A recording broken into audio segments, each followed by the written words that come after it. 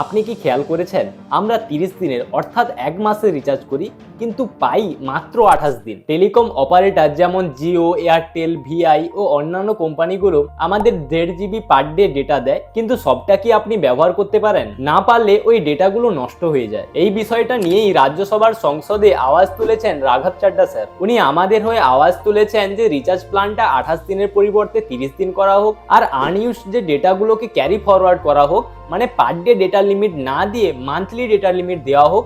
এতে করে আমরা উইকেন্ডে বেশি ডেটা উপভোগ করে প্রায় সমস্ত লিমিটটাই ইউজ করতে পারবো, যার জন্য আমরা পেমেন্টটা করছি। ভাবুন তো, আপনি 30 দিনের জন্য টাকা দিলেন কিন্তু বছরে 13 বার রিচার্জ করতে হচ্ছে, মানে এক বছরে একবার এক্সট্রা রিচার্জ করতে হচ্ছে আপনাকে। 12 মাসের বছরে 13 মাস আমাদেরকে রিচার্জ করতে হচ্ছে। আপনি কি চান 30 দিনের রিচার্জ?